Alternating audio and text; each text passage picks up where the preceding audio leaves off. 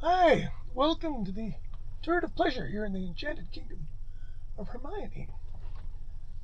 I am the Lord Chamberlain of the Enchanted Kingdom and your host for today's Zip Gun. Today, I'm going to talk about music as usual, and today I'm going to concentrate on the sources of the Great Collection and where do you find this stuff? I get people, where do you find this stuff? And of course, the obvious answer when you think about it, there's record stores, of course. They're great. They're not cheap, of course, because but there's nothing like going through a great record store. Here in Victoria, we have Ditch, and I can spend a very pleasant couple hours going through their store. And it's a rare day indeed when I don't find something that I'm delighted to pay $25 for. So there's record stores. They're a great resource. We need them. Support them. I support mine whenever I can.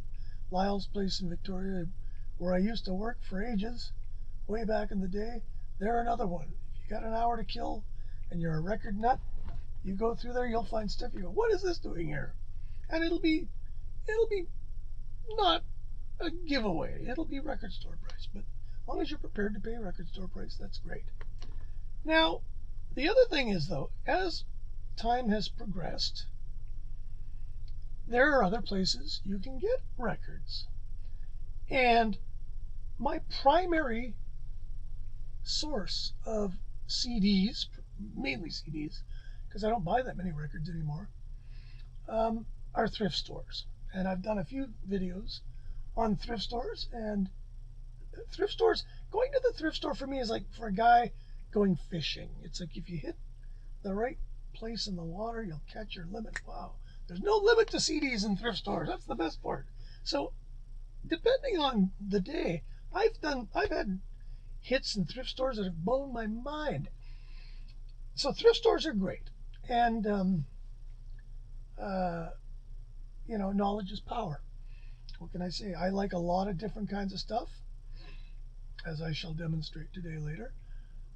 And if you know what you're looking for, and if you have a bit of knowledge, so there's thrift stores. That's great.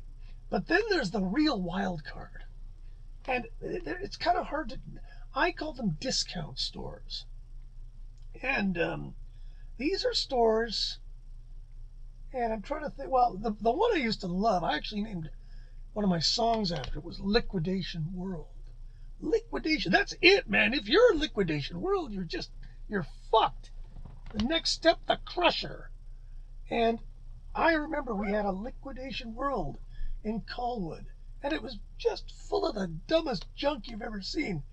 And just, God, who would buy this crap? But, of course, in the corner, there's a box of about 60 CDs. And I'm like, okay, I gotta look. And again, we're talking about junk. This was just, send it. But in the box of CDs, they were $1, I think it was. What's this one? Come On Home by Valerie Capers. And you're going to go, who the hell is Valerie Capers? And I can honestly say to you, I don't fucking know. However, my radar kicks in. Okay, what's this? Valerie Capers. Let's take a look at this. I'm in the thrift store. Oh, it's on Columbia. Executive producer, Dr. George Butler.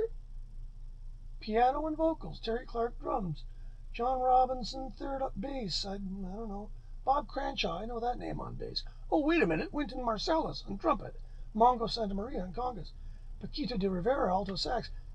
Guess what? This is actually a really good record. And Wynton plays really well on his bits.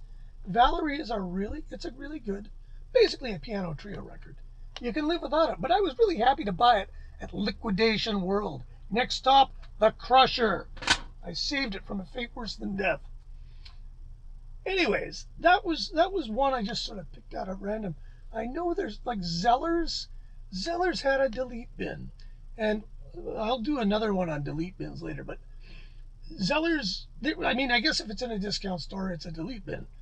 And they had a delete bin. The memorable one was, and this was a big delete bin. There were thousands of records in here, mostly crap, yes, of course. I did find a few good ones. However, and I'm sort of sorry I didn't buy one and just keep it in the wrap.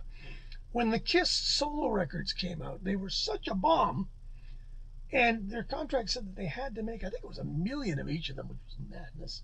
What were they thinking? Um, so, needless to say, they had hundreds of thousands of these things that they were going to delete. And so somebody got the bright idea of putting them in a 4-pack of all 4 of them, single wrapped in shrink wrap, and they sold them for $2.99. And why I didn't buy one? Well, probably because they're the worst records ever made. But other than that, I should have bought them just to document their passing. Which brings me to my most recent joyful experience in the discount store world. Now, out here in the Enchanted Kingdom, we live very close to the town of Souk. Souk is about 13,000 people. It's got a couple of shopping malls. It's got a good sushi restaurant. We need a Vietnamese restaurant. Right at the end of the street, there's a little Korean sushi bar. One of those towns. And it has a discount store named Fields. And Fields is where stuff goes to die. And I like Fields because I can always buy cheap batteries there. I have a sort of a contest within myself to see how little I can pay per milliliter for shampoo. And I've got it down to $1.99 for 660 mils. So, I don't want to spend any money on shampoo more than is necessary. And lo, one day I walk in, and in a completely inappropriate rack, they have put some CDs. And a lot of these stores, these will be the worst dreck possible. Anything on Madison, like these, music for relaxation, whatever. There's a lot of these, and usually there seems to be a weird trend. If you see a bunch of those, they're probably all like that. But again, if you got a minute or two, if you're like me, I can process CDs fast. However, in Fields, I cannot because they've packed them all together side by side on a shelf. And if you've ever gone through one in the middle and you just catch the one on the side and the whole fucking chute ends up on the floor. So you have to be very careful. Anyway, this one at Fields had the weirdest stuff in it. It was breathtaking. Let's see. There was a 5 CD box set of Nimbus Haydn symphonies on MP3. It's just like, what? And it was like $2. They had a ton of Nimbus. They had a ton of all these obscure, just really obscure classical labels, some major label stuff, and mixed in with lots of crappy indie pop that nobody ever heard of. I found a Gang of Four record in there. Not a good one, but it was a Gang of Four record. And so on and so forth. Anyways, I had finally burned the thing out, I think. I'll bet I bought 50 CDs out of there. Just the weirdest stuff. Yeah, what else? There was Nimbus, and there was a lot of weird European free jazz. Some distributor in Quebec had gone broke. I am certain of this. However, my wife came home with a really bizarre Italian techno record. I think they got some new ones at Field. Okay. And I go in, and yes, indeed. And this time it's even fucking weirder. This is like the Twilight Zone. So I bought, 15 CDs, I do believe. $2 each. And I've broken them down into 2 categories because this is fascinating. I don't think prior to the very unfortunate demise of Sakura's Records in Vancouver, which I miss. There's a pain in my heart where that used to be, because I used to love going there, and I could find stuff there you couldn't find anywhere else. And it was good stuff. Now, of course, you're going to pay for it, but that's okay. Anyways, this particular run at Fields yielded no less than 6 CDs on the Etc. label, which is a Dutch classical label of the highest order. And their programming is creative, and their performances are definitive, and there's a lot of weird stuff. There are, okay, now this, I know, I like to think I know my music pretty good. There is 1, 2, Well, there's 3 composers here I've never heard of. They are all Dutch. Now, Holland has a pretty good record for modern composers. I'm going to start with the obvious stuff. There's a Haydn CD, string quartets, done on original instruments, and the booklet is an interesting thing because there's an artist has done contemporary portraits of what they, broken jewel box. And this, I haven't played this yet, but I cannot believe this is not going to be any good. The Edding Quartet, which is, I'm pretty darn sure, a Dutch quartet from the sound of it. Paul de Klerk on cello. But I know that this will be excellently recorded. And I've never heard a bad performance on etc. Okay. Then we have this gets weird. Okay, so here we have a CD combining the composers Frescobaldi and John Cage, who, when I first set eyes on this, I thought, I can't think of 2 composers that have less to do with each other than these. Frescobaldi being, of course, 1500 to 1642, and John Cage, of course, being 20th century. And what they've done on this CD, they've taken a vocal ensemble, and I believe some continuo on the Frescobaldi. They've kept it pretty simple, and they've alternated Frescobaldi pieces with John Cage, with some of the solos for voice, and there's a couple of arias, I believe. And in the middle, they do the wonderful Widow of 18 Springs, which means I now have about 5 versions of that, which shows you what a John Cage nut is. This is a lovely record, and it makes sense. You'd think that's the weirdest idea in the world. Now, this is how weird this day was. So here we got a CD with Frescobaldi and Cage on it. But wait, just a cotton picking minute here. This CD by Klaus Stoll, which is on a label I've never heard of, Solo Classical Contrabass. Now, you're not going to believe this, but it opens with Frescobaldi's Canzona, and in the middle, there's a John Cage piece.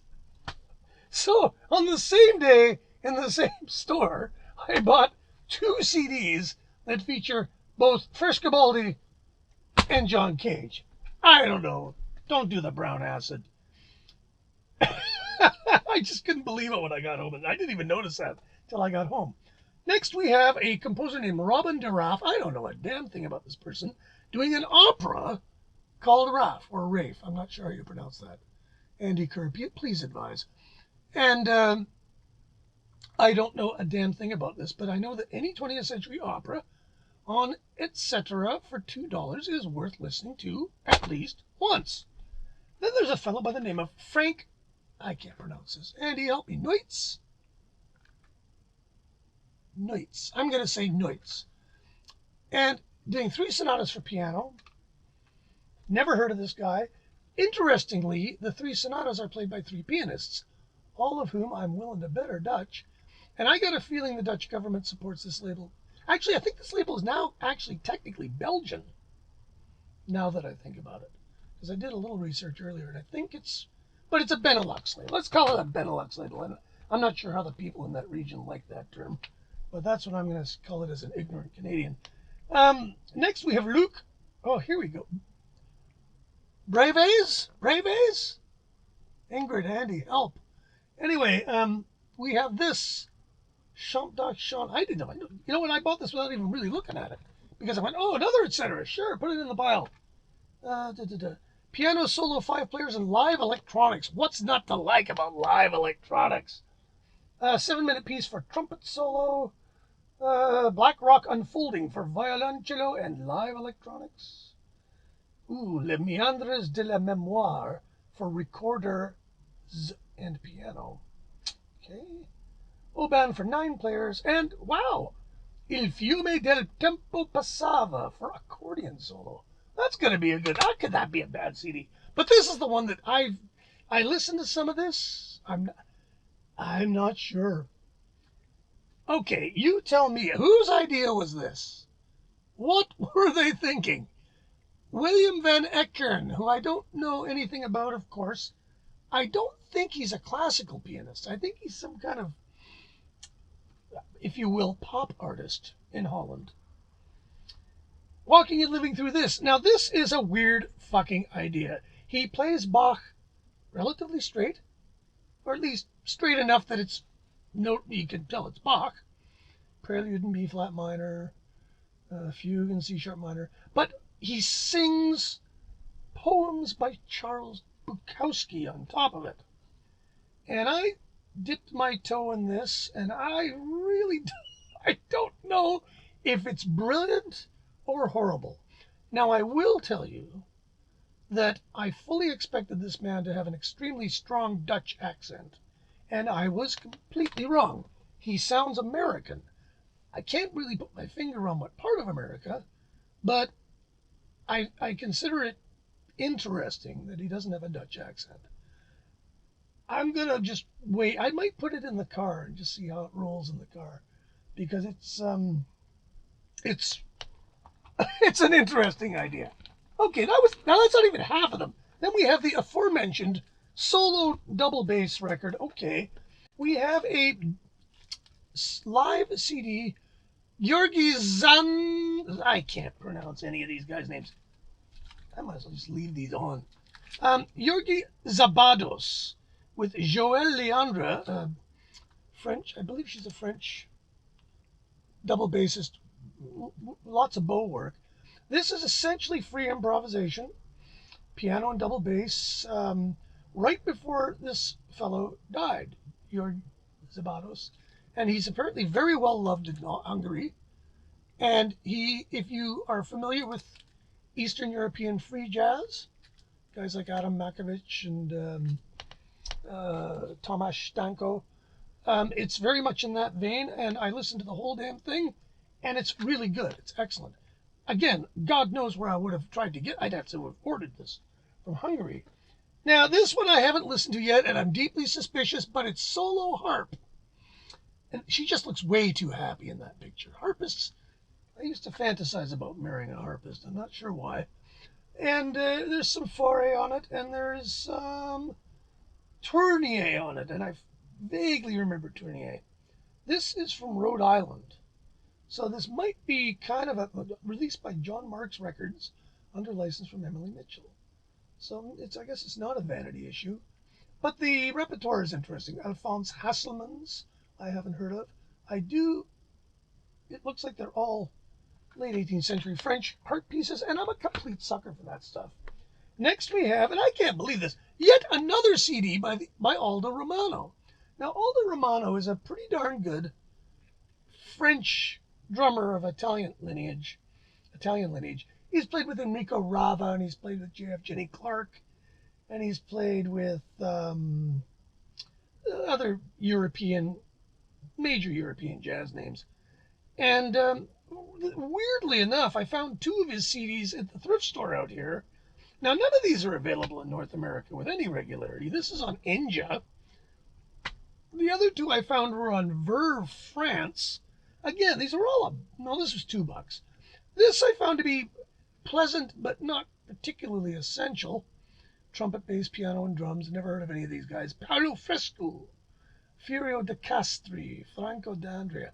The other 2 Aldo Romano CDs I found, and it's been within the last couple of years I found them, are quite gentle, relatively free. Reminds me kind of like a French-Italian Paul Motian, perhaps. And they're all enjoyable. I could live without them. But again, for $3, what do you want? That's for 3 of them. Next, Sir Peter Maxwell Davies, who is a name I haven't thought of in a while. This is on Collins Classics, which is a pretty good label from England that I don't even know if they still exist. This is from 1998. This is old. And Mavis in Las Vegas is, if I remember correctly, this is kind of some of his lighter music. A powerful and catchy piece of pseudo-Americana, slightly manic, like Gershwin on Prozac, says Tempo magazine. What's not to like about that? Now, I like Maxwell Davies. I like most of the modern British composers. He's maybe a little bit less avant-garde than many of them, but I've always found his music to be very listenable. and I'll bet I enjoy this. And it's probably, I'm a little bit of a sucker for English light music.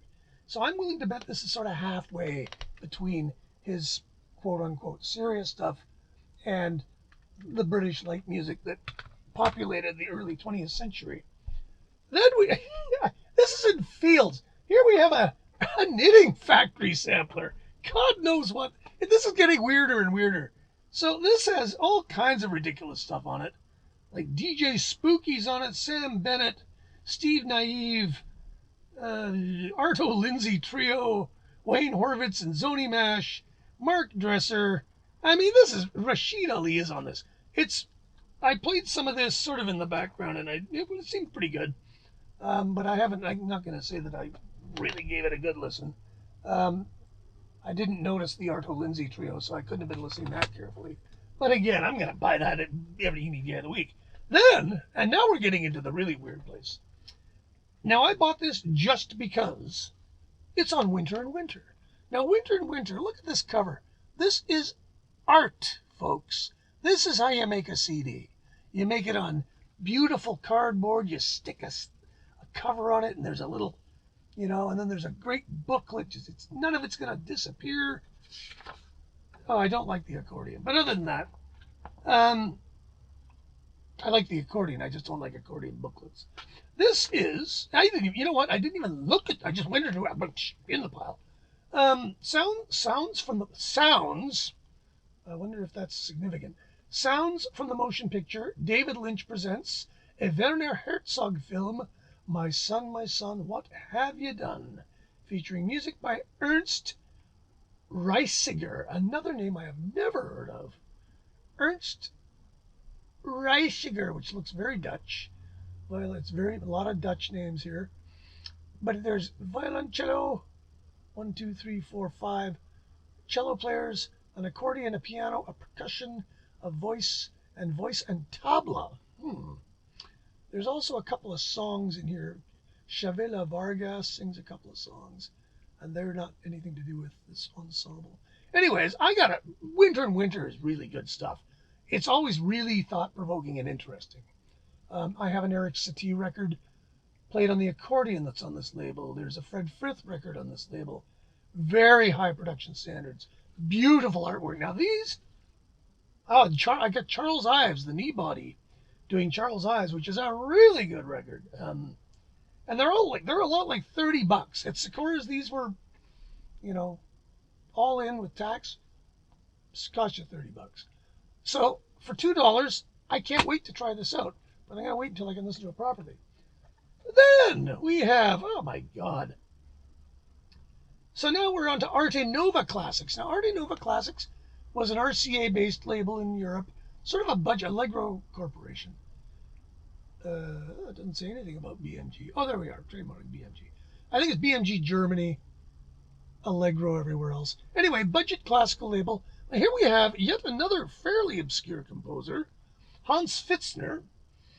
Pfitzner is an interesting composer because he's early to mid 20th century. When did he die? I think he died in 49.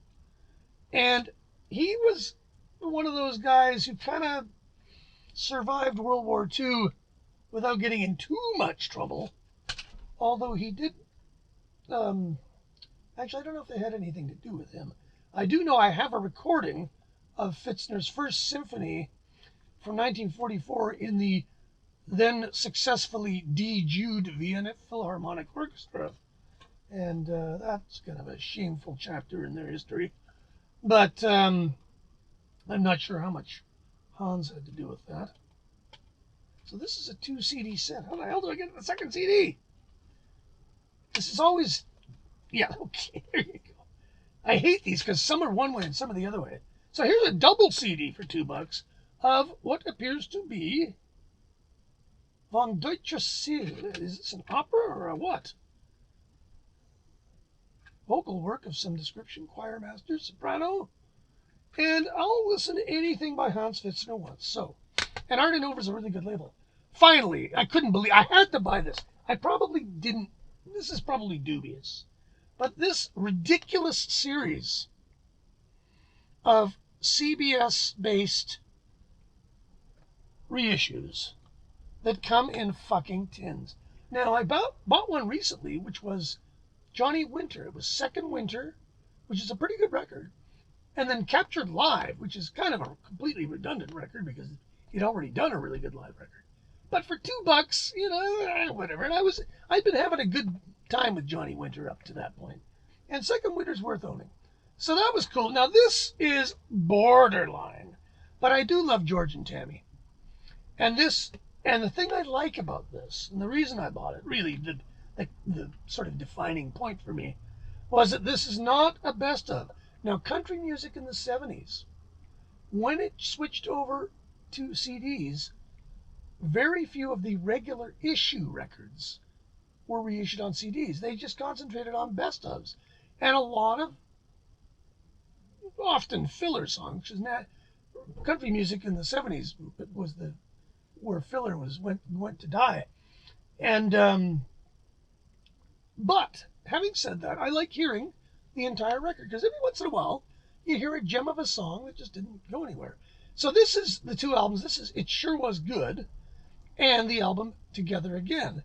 Neither of the original covers are provided in the tin box, and in fact there's just bugger all information provided. There's not even any songwriting credits, which is quite unusual for country music. And the packaging is, shall we say, dubious. I mean, and the great thing is, if you look at these, the graphics aren't even consistent. I mean, oops, there it goes. Good thing it's a tin.